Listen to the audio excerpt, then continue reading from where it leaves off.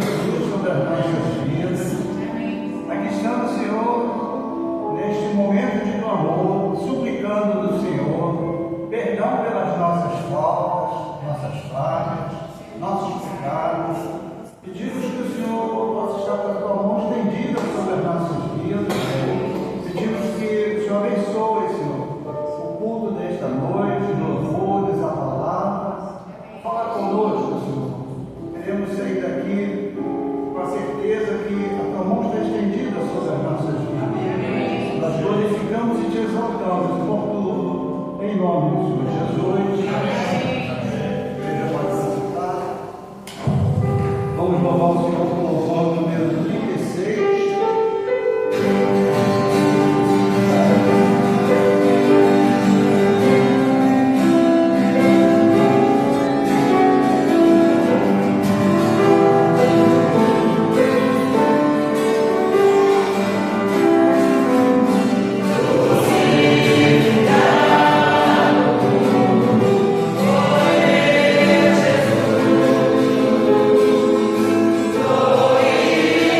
Oh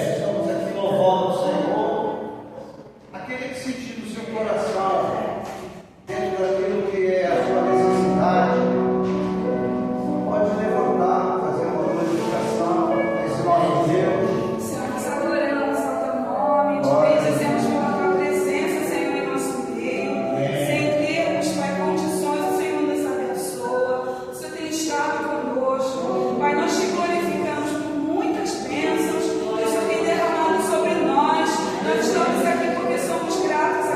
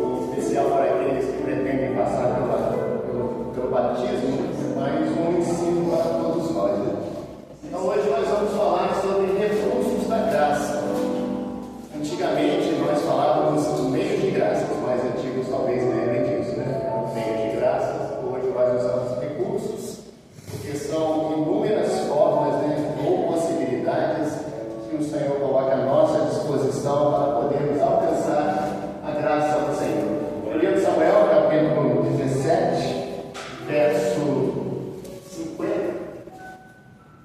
Será que conseguimos ler juntos? Porque está projetado também. O pastor Magno sempre fala assim: nós vamos ler com voz de quem vai para a eternidade. Tem alguns irmãos que leem com voz parecendo que vai passar pela grande tribulação, aquela voz triste, né? Então nós vamos ler com voz de júbilo, né? Com voz de quem vai para a eternidade. Vamos ler então comigo. Assim Davi permaneceu como um esteiro, como uma funda e como uma pedra, e feriu o filisteu e o matou, sem que Davi tivesse uma espada na mão.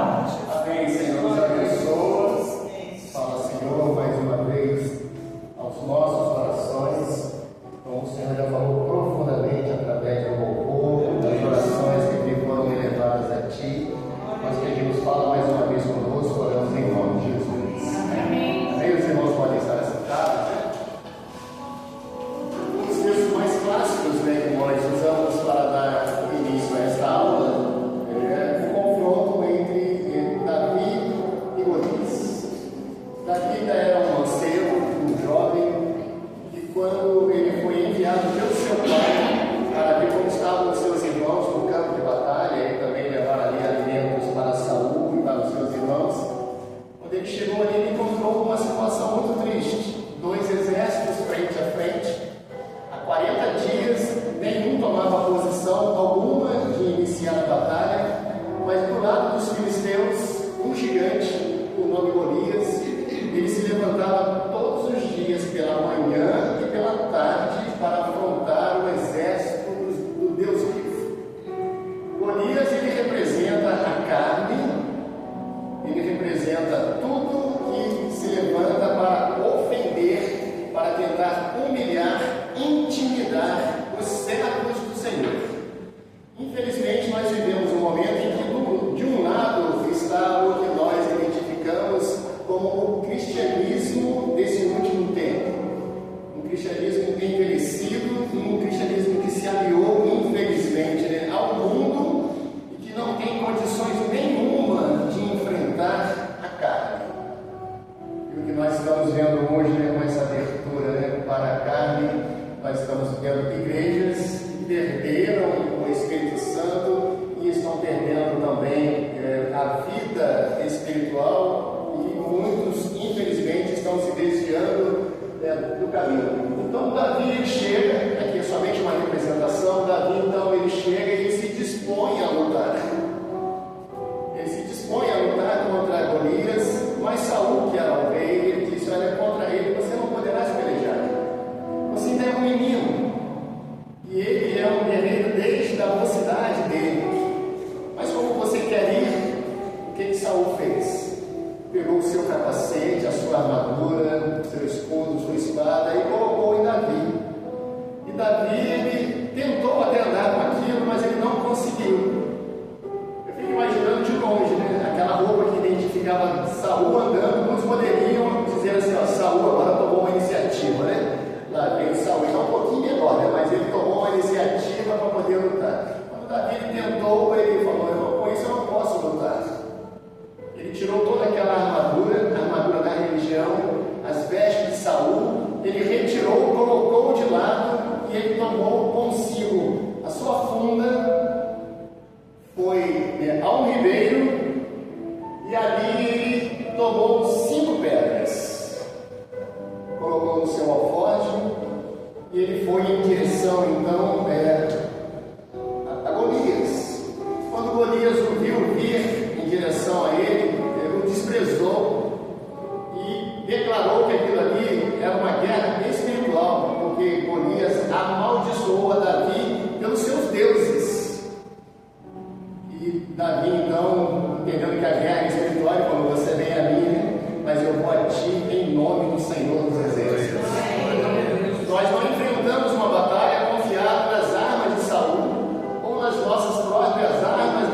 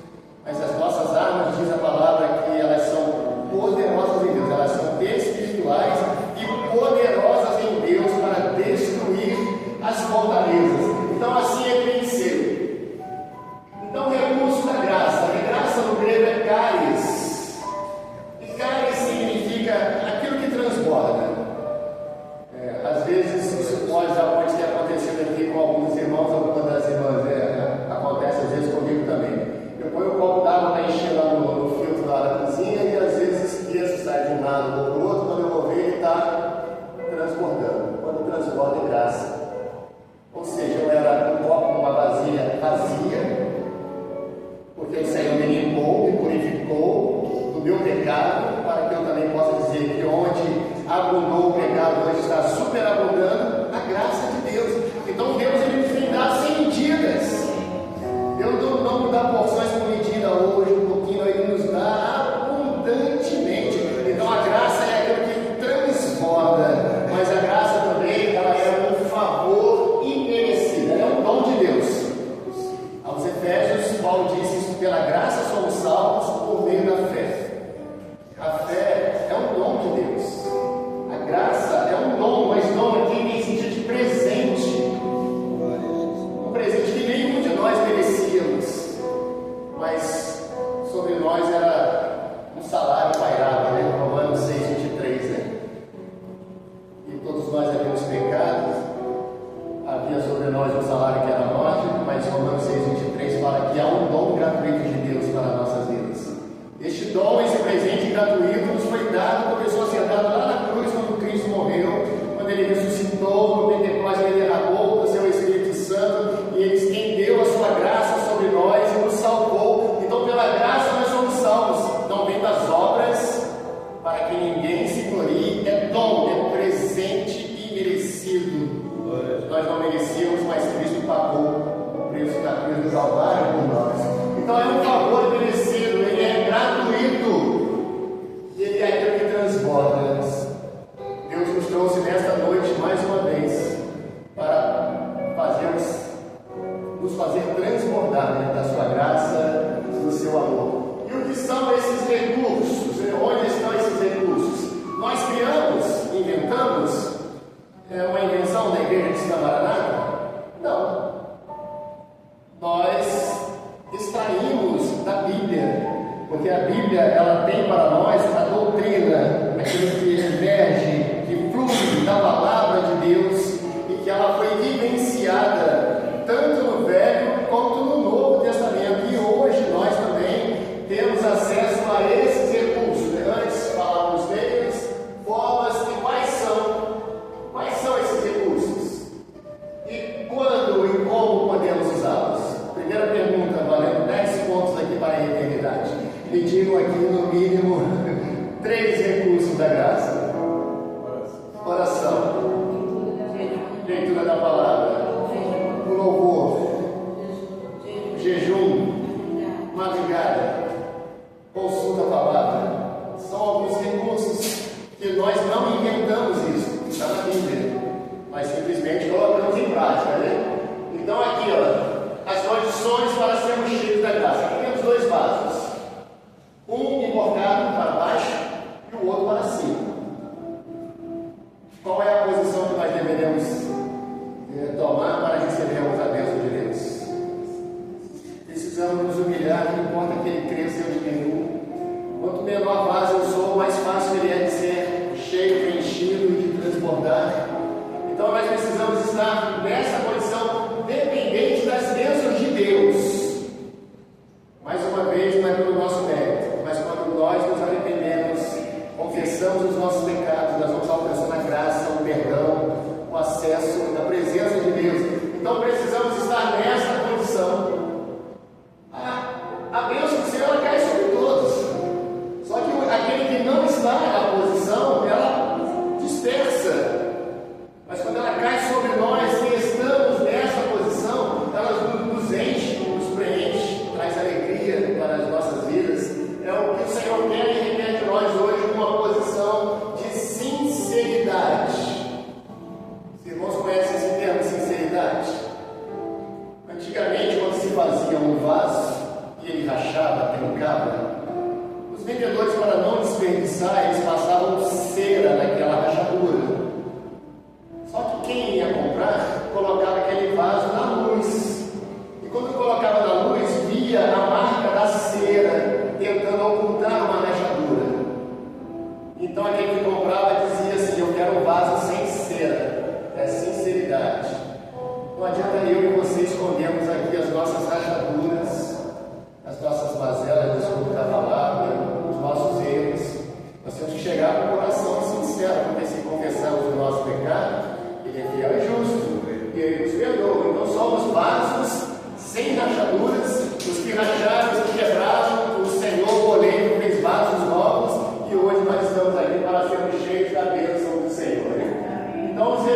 da graça, já citaram alguns, né? Até antecipei aqui, mas vocês já citaram alguns, né? Então, olha, vamos ver se vocês acertaram aí. Oração,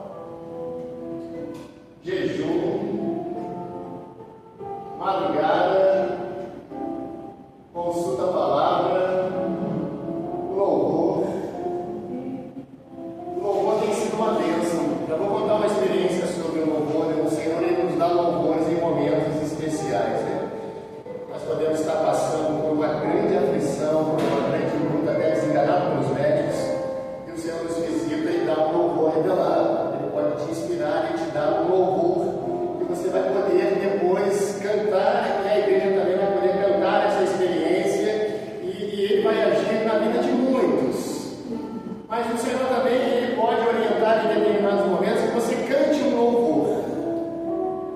Eu lembro hoje, já é um jovem, já está com mais de 30 anos, ele está na igreja do Recreio dos Bandeirantes. Quando ele era pequenininho, o apelido dele era Milagrinho, porque ele caiu de uma altura na casa dele, em cima de algumas pedras, e não aconteceu nada com ele. Depois ele teve uma febrezinha, e a mãe dele ali preocupada, né, meu filho, a febre, o Senhor revelou a ela para tocar um hino. Ela sabia tocar flauta, e ela começou a tocar um hino de clamor na flauta. E quando ela tocava aquele hino, aquela febre se foi. Uma experiência num hino de clamor. Às vezes não precisamos nem cantar, né, audível, né, em voz alta. Às vezes cantamos no coração, em situações de risco, de perigo. Aí nós cantamos um hino de clamor, aí nós fazemos uma oração de clamor, porque ela é uma ação interna e o Senhor opera externamente, nos dando bênçãos. Uma outra experiência com o clamor foi de uma irmã, hoje ela está na cidade de Tombos, lá em Minas Gerais. Né?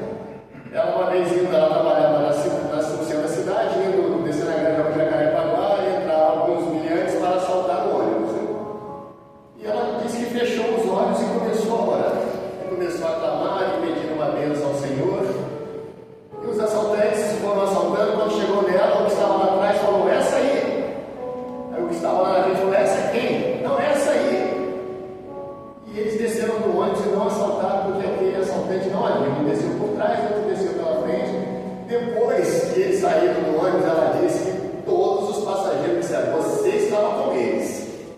Porque eles assaltaram a todos, não assaltaram você, porque você também faz parte desse grupo aí. Ela falou: eles não me assaltaram porque eu fiquei no clamor, orando ao Senhor, e Deus me deu um livramento. Então Deus pode operar assim em nossas vidas, hein? Operações no louvor que trazem calma, libertação, cura, que nos leva à comunhão. Há uma passagem no profeta Eliseu, ele estava numa batalha. Havia alguns reis que estavam perdidos já há alguns dias, sem água, e um dos reis perguntou: não há nenhum profeta do Senhor aqui neste lugar para que possamos consultar ao Senhor?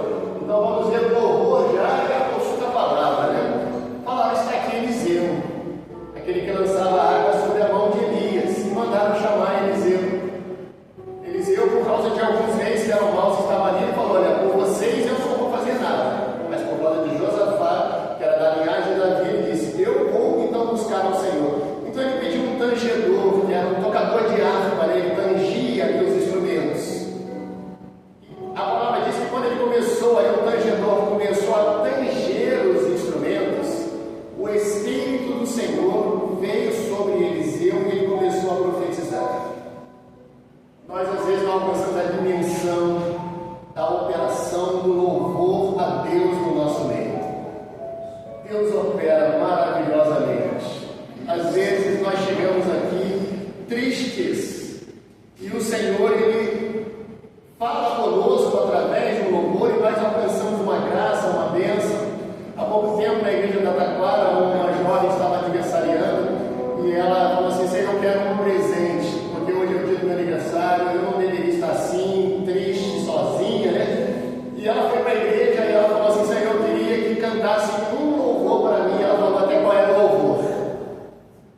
E quando ela sentou lá, cantou o hino de clamor, logo no segundo hino era o hino que ela tinha pedido a Deus, ela falou: recebi o meu presente, né? Deus nos abençoa desta forma.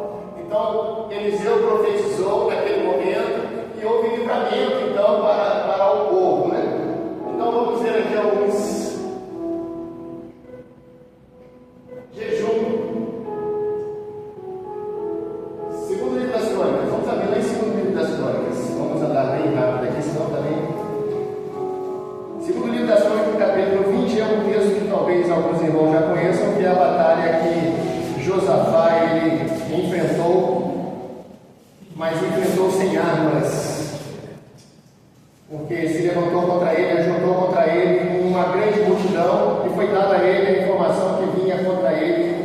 uma grande multidão da lei da Síria. E no verso 3, então, diz que Josafá começou a buscar ao Senhor.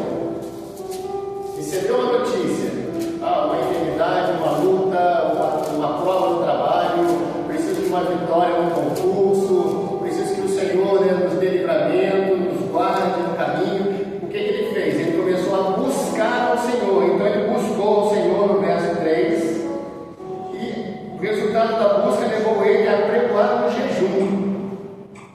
Nós vemos como nós podemos então ir acrescentando recursos e recursos. Ele acrescentou a busca ao jejum. E depois no verso 4, ele ajuntou todo Judá. E ajuntar todo significa corpo. Nós não somos sozinhos. As senhoras oram, têm pedido uma que ore pela outra, né? Eu às vezes recebo áudio de pessoas que estão orando por mim, mandam, orei por você agora na madrugada, mas também nos lembrando de orar por outros. Nós precisamos estar orando uns pelos outros, orar sem cessar, mas orar uns pelos outros para que possamos ajudar uns aos outros a suportar as cargas, as lutas, as provas que estamos passando. Então é importante que sejamos no corpo. Então agora aqui no verso 6 ao verso 12, ele foi então buscar ao Senhor mais uma vez e disse: Senhor Deus de nossos pais, porventura não és tu Deus nos céus, pois tu és dominador sobre todos os reinos. Ele começa a exaltar a majestade de Deus. Ele fala de um Deus que está nos céus, e ele, um homem pequeno, mesmo sendo rei, ele não tinha forças para enfrentar aquela batalha. Então ele ora ao Senhor, colocando a sua dependência, a sua necessidade, e mais uma vez vem a necessidade deles estarem juntos.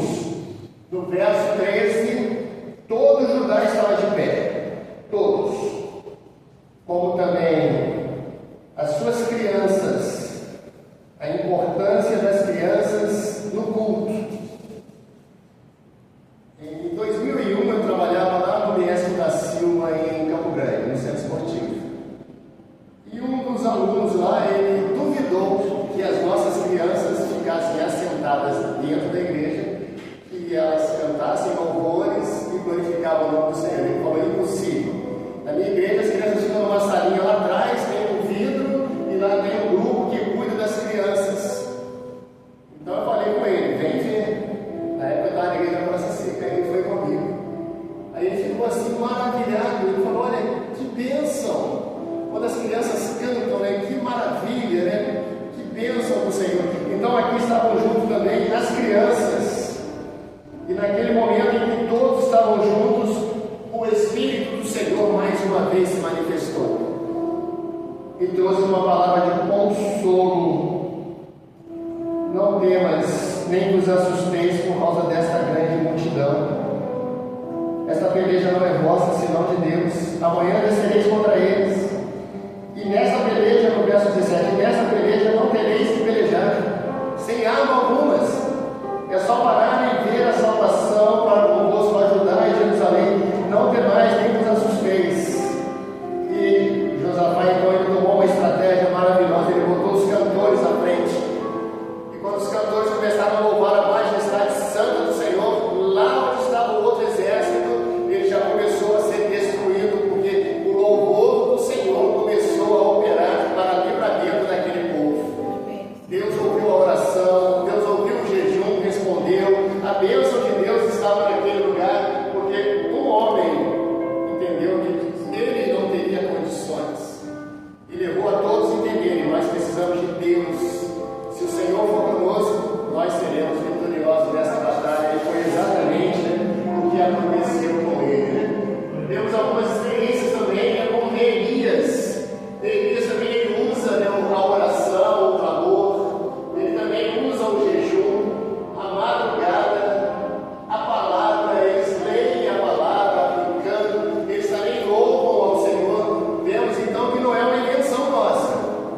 Vimos lá no segundo livro das Crônicas, Josafá usando, vimos Eliseu usando na batalha, vemos aqui Neemias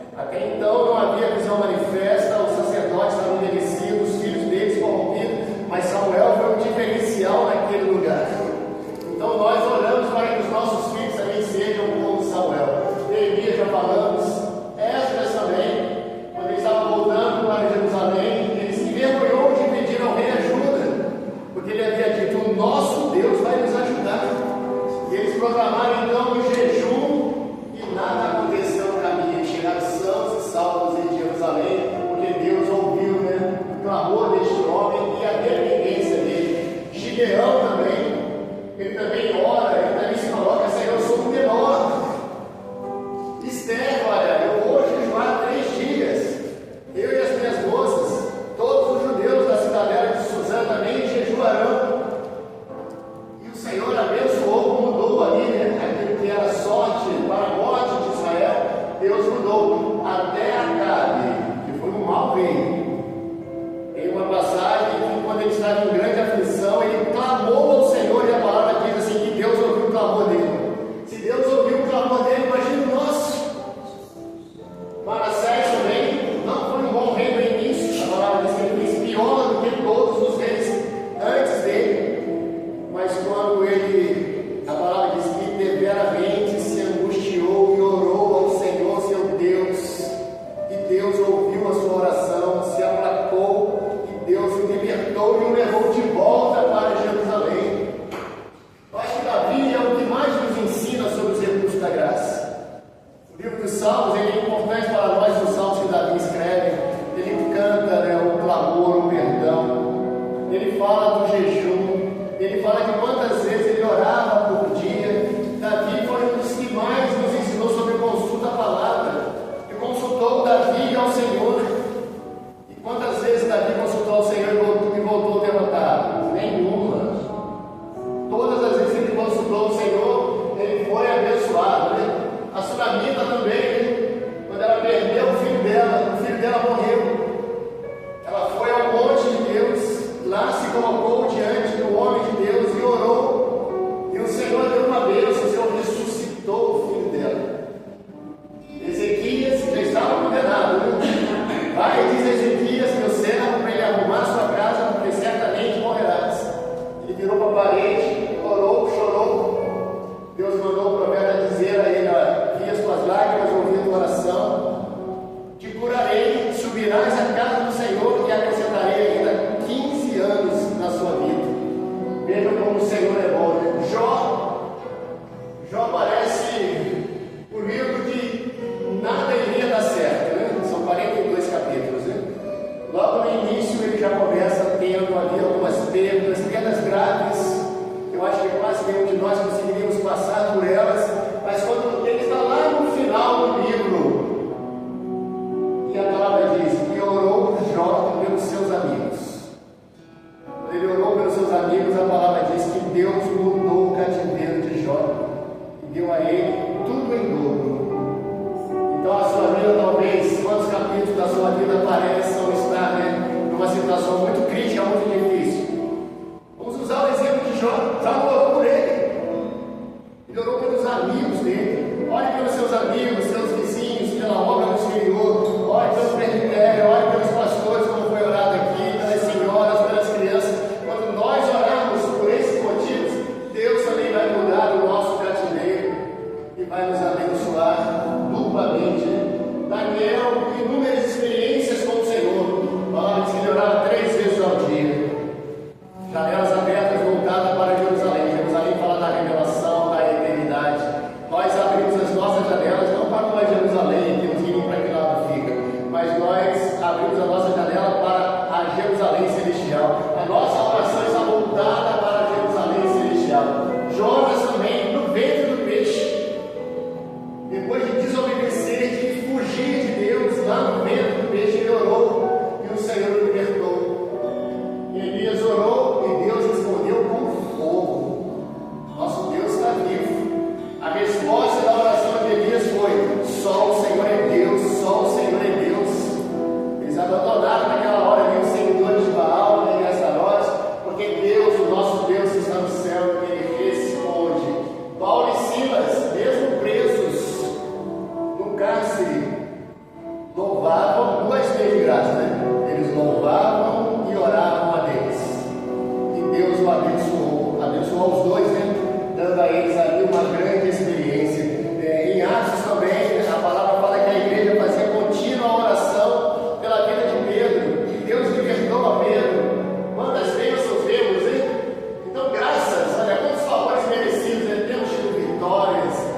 tem dado resposta às nossas orações. O Senhor tem libertado a nós e a outros. O Senhor tem dado direcionamento. O Senhor tem mostrado. O Senhor tem curado. O Senhor tem chamado. Nosso chamado é pela graça. Nós não merecíamos, mas o Senhor nos chamou. Inúmeras vitórias, né? Aqui é batismo com o Espírito Santo, né? O Senhor tem batizado com o batismo com o Espírito Santo, mas também tem dado dons espirituais e o fruto do Espírito, que é algo que nós não podemos deixar de buscar nas nossas vidas. Então, o Senhor nos tem dado abundantemente. Vimos aqui alguns. Eu queria só que um dos irmãos ou das irmãs me desse uma experiência, se assim quiserem, sobre consulta à palavra, que vocês fizeram e que o Senhor abençoou. Alguém tem aqui alguma? Alguém lembra de alguma? Eu tenho. Tem? Então pode falar. Houve uma certa fase da minha vida onde eu passei por uma tribulação muito grande e eu temia ser envergonhado no local onde eu trabalhava. E eu orei ao Senhor e pedi que o Senhor falasse comigo para que esse mal não viesse sobre mim. E o Senhor, numa consulta à palavra,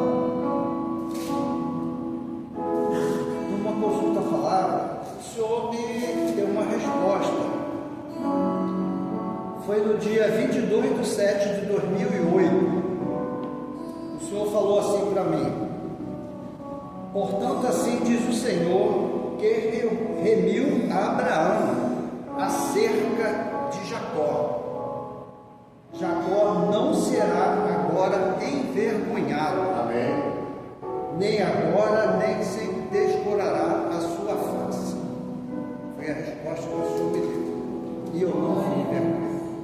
Eu que penso, o Senhor responde exatamente segundo aquilo que ele havia perguntado e pedido a Deus. Deus é maravilhoso. Alguém quer contar mais uma experiência com o mês de graça? Pode ser qualquer um. Jejum, madrugada, clamor, louvor. Quer contar? Houve um momento na minha vida que eu tive um problema de saúde e eu consultei o Senhor. Eu falei ao Senhor, anos antes eu tinha feito um voto ao Senhor. Nós estávamos passando por um momento de dificuldade financeira lá em casa e eu falei com o Senhor, eu não posso resolver esse problema agora. Eu vou fazer um voto com o Senhor. O Senhor cuida das minhas coisas, que eu cuido, vou fazer a tua obra. E o Senhor começou a me levantar para as coisas que eu tenho que fazer, para ser professora de criança, além daquilo que o Senhor já tinha me dado, o Senhor foi me dando mais coisas, mais trabalhos, né, para fazer. Aí eu adoeci e uma vez eu falei para o Senhor, o que o Senhor vai fazer? Fala para mim da tua palavra, o que o Senhor pretende fazer na minha vida? Aí quando eu abri a palavra, o Senhor falou comigo no salmo. O Senhor falou assim: paga os teus votos e eu te curarei. Esse é exatamente esse texto. Tu me glorificarás e eu te curarei. Amém. Está curado hoje aqui. Amém. Amém. Louvado seja o Senhor. Vamos glorificar